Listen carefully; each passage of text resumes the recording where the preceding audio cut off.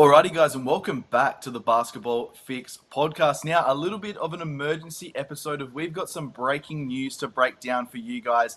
Now, I was speaking on radio to legend of the NBL and current host of The Run Home with Andy Marr and Andrew Gazey. I'm speaking of Andrew Gazey himself, touching on a couple of the next stars and NBL players who are currently playing over and featuring in the NBA Summer League. Now, whilst having that conversation, we had a little bit of an in-depth discussion about Luke Travers, and it's reporting by Andrew Gazey and the Basketball Fix podcast that Luke Travers has officially signed a two-way deal with the Cleveland Cavaliers as well. Now, if you don't know about Luke's path to the NBA, he was a pick 56 back in the NBA draft in 2022 before coming back over to the NBL to play for the Perth Wildcats and Melbourne United. Now, Ryan, I bring you on this one, and obviously Jez is not on today's episode, but can you give us a little bit of a perspective on the NBA side of this whole deal, because this is massive for Luke Travers and the NBL as well? Yeah, fantastic, mate. And as we have alluded to in our previous episode, talking about the Summer League and the NBL prospects, Luke Travers over there now playing in the Summer League for his third time, looking to really break into this Cavaliers team. And it looks like now he has done it. And that's fantastic for us to see from an NBL perspective, but also in the wider NBA landscape for Australian players. And I was looking around a little bit this morning earlier today about, what's the reaction like in the US around Luke Travers. And I found a podcast, it's Cavaliers podcast, a couple of guys in Cleveland talking about the Cavs, and they were really, really high on Luke. They talk about his ability to pass and defend, calling him a really great passer, his positioning, that he reads the game well, and that he's a really athletic forward, which they're a little bit kind of missing at the moment with the guys that they have.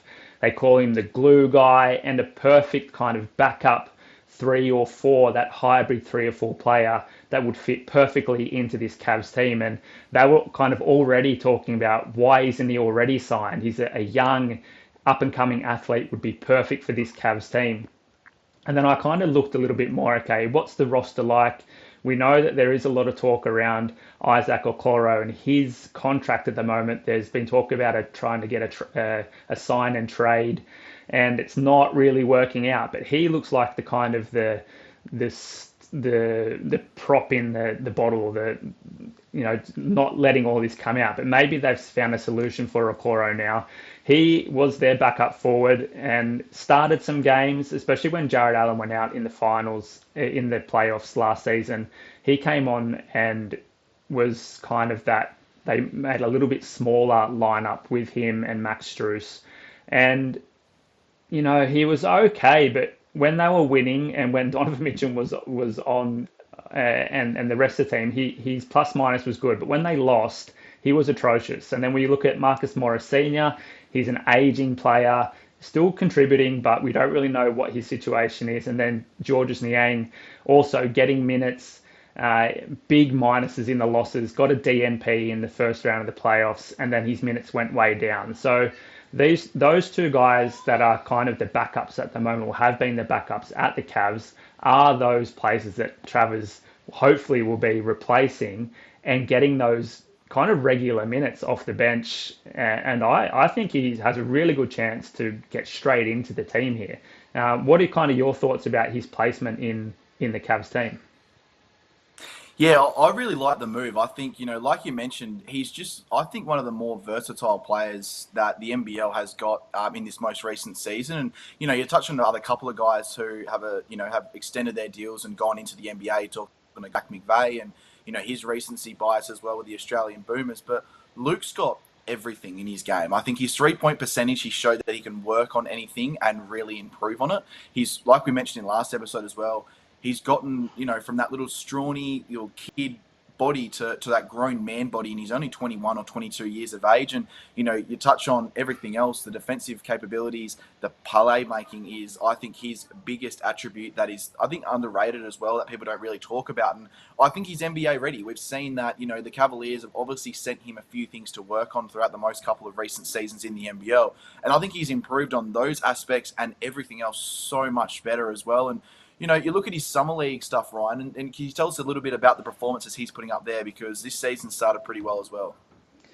Yeah, mate. So I'm just going to pull up his stats here. He obviously missed the first game against the Orlando Magic, but then started the game against the Bucks. Just bringing up his box score here. Not almost 20 minutes, 10 points, 7 rebounds, 3 assists. We talked about his passing, and we know that the US media and the guys are watching the games there already really commenting about his passing ability. Also, 2 steals. 80% from the field. He's got the shot, and obviously the next game up, he played against the Golden State Warriors. Just I think it was last night. A little bit of a lower output, 7 points, a couple of rebounds, no assists in this game. But I think it's also important to have it in context to what the summer league is, and the coaches are trying out different combinations and trying out different ways to play. So you can't always take a lot out of that, but we've seen that in his first game, he went out there and really, really put his stamp on the game. And that is something I think that is translated well into this team. No, definitely. And the defensive part as well that you sort of touched on as well, you're looking at the statistics there from game one. That is something that you're going to get in the NBL for Melbourne United, average 1.4 blocks per game and 1.1 steals per game. And like we've mentioned, the NBL is not just a cupcake league. It's not just a child's league that some people would have said back in the day. It's really, really developed into, if not the second best league in the world, very, very far in front as the third best league in the world. And, you know, you're putting up defensive stats like that against some of the premier players in the world. We can realistically say that as an NBL supporter and as an NBL media outlet. You know, they are massive defensive stats. And that does show that when he does go to the next level, he still carries that same defensive tenacities with him. And he's a guy who I'm really, really excited and really, really bullish on as well because, you know, like we've mentioned, the hard work is find off for Luke, and it's incredible to see obviously, you know, there's the success that he's had in such a short amount of time as an NBL player, and, you know, getting picked up back in 2022 with pick 56, you know, it's sort of, you know, it's a late pick in the draft, and a lot of people were, you know, a little bit skeptical on back in the day if he was going to get drafted because back, you know, in 2022 he was still a very underdeveloped player, and he still is to a certain extent, but we're seeing the development pathways really take off now. What have you thought of him over the last couple of seasons, Ryan, in the NBL? Because it's been pretty good. Well, man, like as we've kind of alluded to in quite a few of our episodes, my NBL capacity is more focused on kind of what's happened most recently, and we know how important he has been, not only to his team but to the NBL landscape as a whole. Just his ability and his aura around. You know, he's a big guy, and he's a likable guy. He's funny. He has the personality, and that translates, you know, over boundaries for teams. So I think you know, it's going to be something that, you know, him going to the Cavaliers, we're going to lose that profile in the NBL. And as the NBL is growing and getting bigger and getting more popular in Australia, those profiles and personalities are something that's going to be really important. But it's great to see that he's getting his chance. But I'm interested to hear about what you think, you know, his impact or missing his impact in the NBL, what that would mean for the NBL in general and for his team. Yeah, and obviously most recent season played for Melbourne United in NBL 24. And I touched on a couple of his statistics there, but we'll run right through them. 12.3 points per game, 7.6 rebounds per game, 2 assists, 1.4 blocks, and 1.1 steals per game. That is absolutely stat sheet from every aspect on the court. And, you know, like we mentioned, his shooting percentages had a slight increase as well. Obviously, he was a key piece, and if not one of the star players, the face of Melbourne United in NBL 24, who finished on top of the ladder as the 1 seed and made it all the way to a Game 5 grand final against the Tasmanian Jack Jumpers. You know, he's just had such an incredible impact.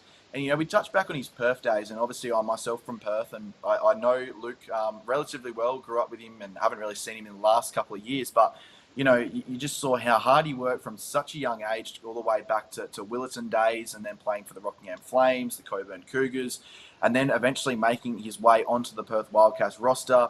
Spent 4 years there in Perth as a hometown favourite before a lot of people will say betraying the Perth faithful and heading over to Melbourne, the biggest rival, I guess you could say, realistically, in the NBL for the Perth Wildcats, Melbourne United, and realistically took his game another level. You know, I don't really think he was getting utilised correctly under John Riley in the system in NBL 23, and he goes over and I think he realistically started to I think get the ball in his hand a lot more. And we saw when he got the ball in his hand a lot more, the confidence rose. And watching Luke for many years now, he's a very high confidence player. When the confidence is up, he's playing his best basketball. And you realistically saw the confidence, the happiness, and just the hunger to be the best player he possibly could be in NBL 24.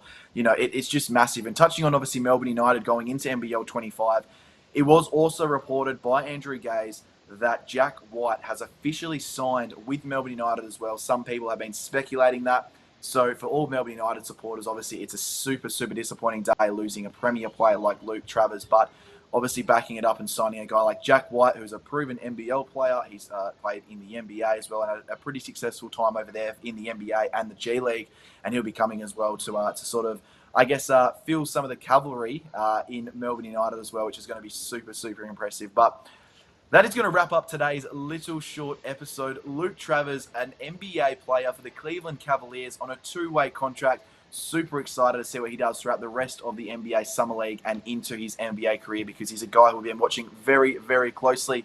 And that is it from us from the Basketball Fix. If you enjoyed this episode, make sure you rate, review, and follow the podcast. But for now, that was your Basketball Fix.